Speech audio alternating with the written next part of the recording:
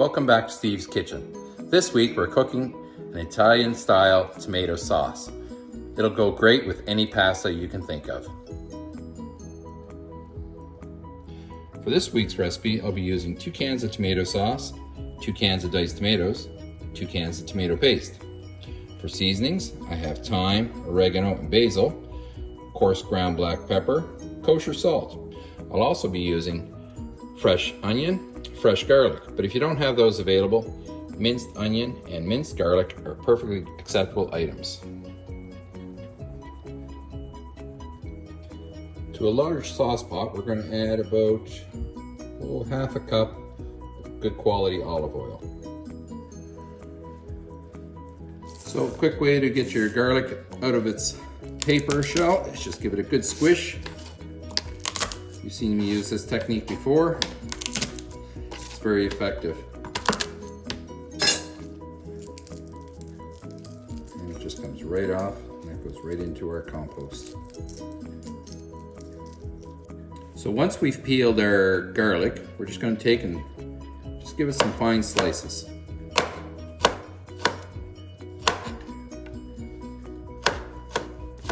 Now, in a lot of Italian cooking, they don't use a lot of garlic, but here in North America, we've become used to it and it's kind of expected in our sauces and so forth. This is going to cook down rather nicely and it'll give it a great flavor.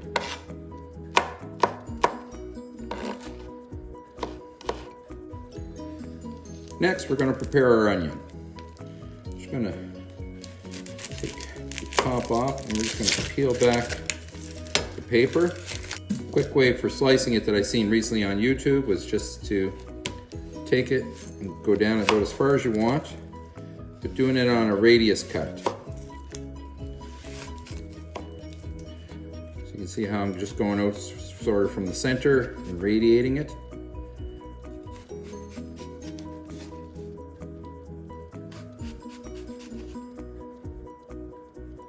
And you can do as many of these as you want. The finer you want it, the more you're going to do. You can do it a little bit more out towards the outer rings in between, if you wish.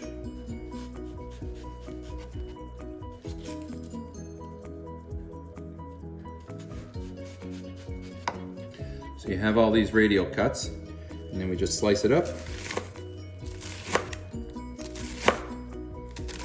What do you know? Works really well towards getting small little pieces of onion. So with our garlic and onion prepared, we have 5 cloves of garlic and about 1 cup of the chopped onion, half a cup of olive oil in our saucepan, and we're going to turn the heat on, and it's going to be about medium.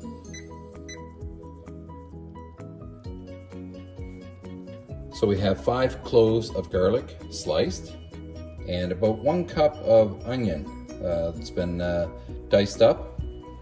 We have over here our oil and we now have it on a medium-high heat. We're just letting that preheat up, and then we'll add our garlic first to help infuse the flavor of the garlic into the oil, and then we'll add the onions and turn down the temperature and let the onions sweat. So our oil is heated up now. It took about 2-3 minutes, and we're just going to add in the garlic. And get that nice little light sizzle. And you don't want to burn garlic because nobody likes the flavor of that. Might even turn the heat down just a touch here.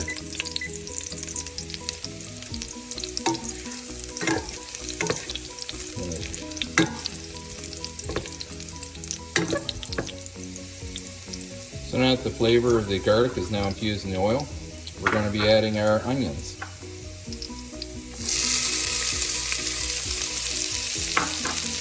And again, we're going to turn down the heat because we just want to sweat these, we don't want to cook them.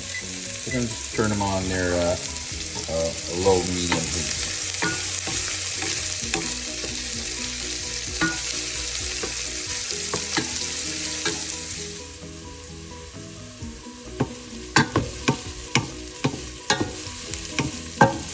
Garlic starting to brown, and our onion starting to turn translucent. Next little thing we're going to add is going to be our tomato paste.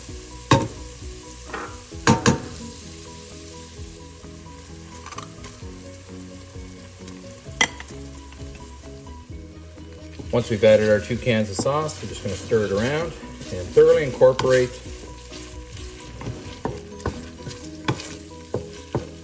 our tomato paste and our oil.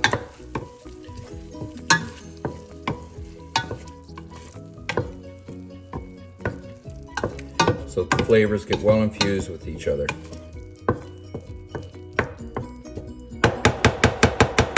Next, we're going to add our tomato sauces. So we're going to add our 2 cans of tomato sauce, and this is just straight up sauce. There's no other flavors or other things added to this. We're going to do all the seasoning ourselves.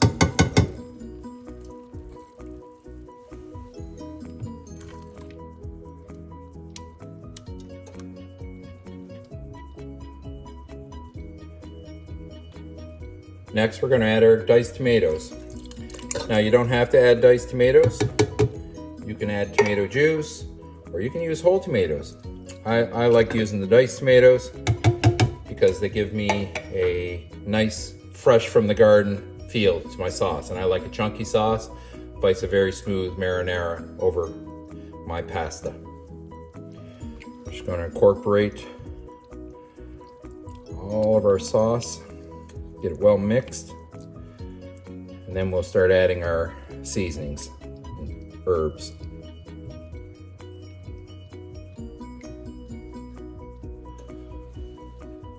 So we're going to get ready to add our herbs and seasonings.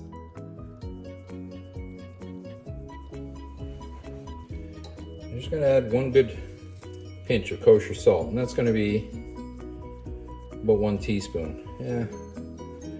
Large pot there, we're going to add a little bit more. So we're going to do the same for the coarse ground pepper. It's going to be about 1 teaspoonful. And we're going to mix that in.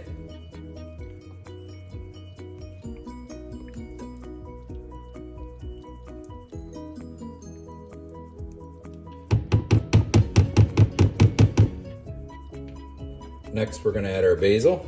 This is a very finely ground basil, and I'm going to use a good amount of that.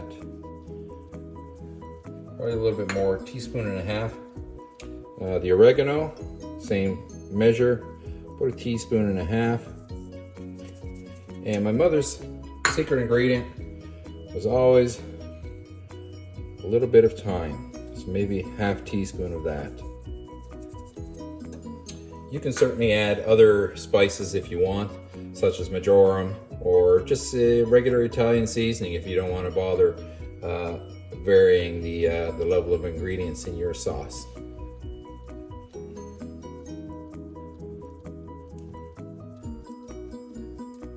I'm just going to fold it in so it doesn't get all stuck to my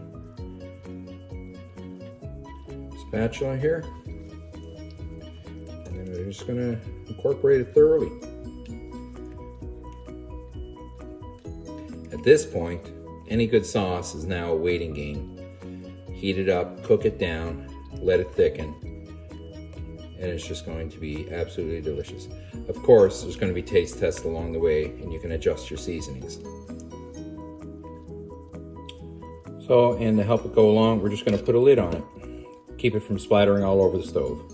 So here we are about 30 minutes later. We're going to give a little check on our sauce there. We're going to turn the heat down. I'm going to put it on about 1/4 heat now.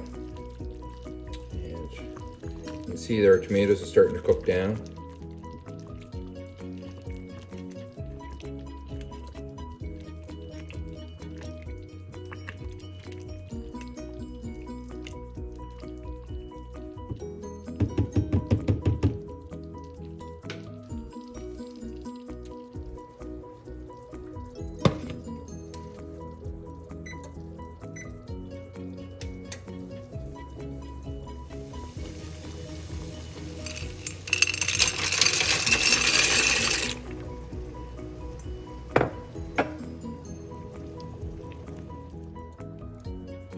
you don't like chunks in your tomato sauce, you can use a hand blender or a food processor and puree it down into a fine marinara sauce. The principle is just the same flavors, and it's just a beautiful thing. The thicker it gets as we boil it down further and further.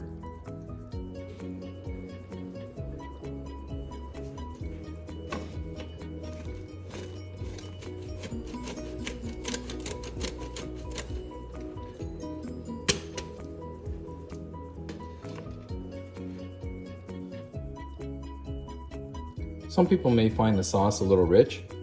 You can add a little sugar to sweeten it up. As well, if there's heartburn issues, a little bit of baking soda will help take out the acidity of the tomatoes.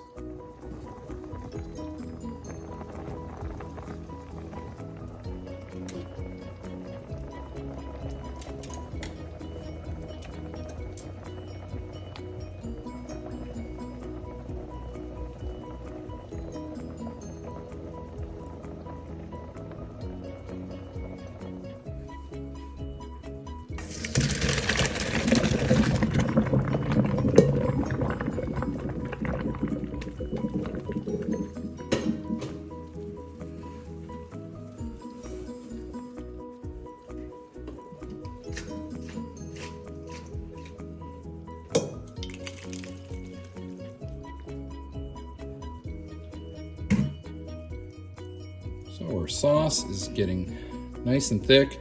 It's been cooking for about an hour now. A lot of the tomatoes have broken down, and the smell is just wonderful. You can let your sauce cook all day on low heat and continually reduce and continually thicken. The flavor is only going to enrich, and as we all know, any sauce is always better on day 2. So I've prepared some rigatoni for our use today, and I'm just going to plate up a small portion.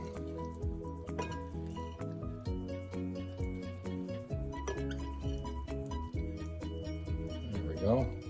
And now I'm going to add our wonderful sauce.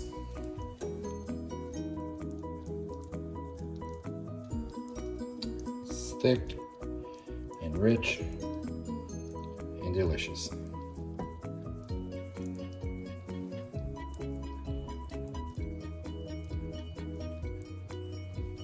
I've also prepared some Parmigiano Reggiano cheese, and I'm just going to take a good dollop, as I like to say, and just put that right on top.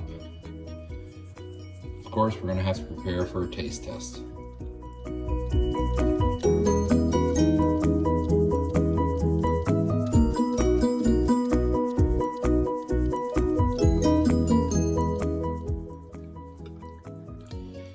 It's thick, it's rich, has lovely chunks of tomatoes, gives you that truly garden fresh flavor. Let's give it a go. Get some of that cheese there. Here we go, first bite.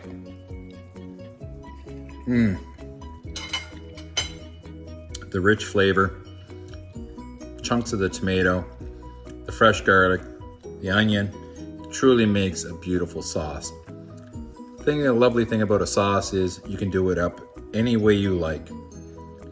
Season it with any herbs or spices that you like.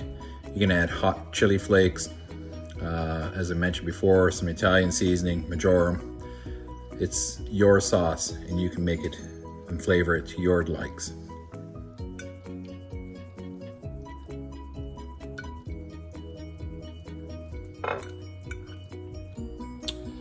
Well, that didn't take very long. That was a very tasty meal. Well, I hope you take the opportunity to make this week's recipe. It's very delicious. Please share, like, and subscribe, and comment below on how you like to do your favorite spaghetti and pasta sauces.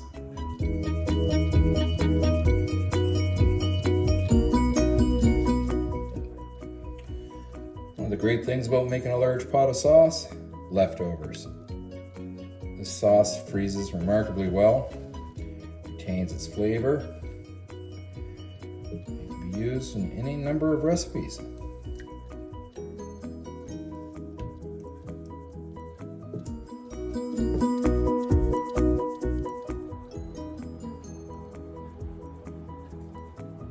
Bravo Zulu, Steve. Bravo Zulu.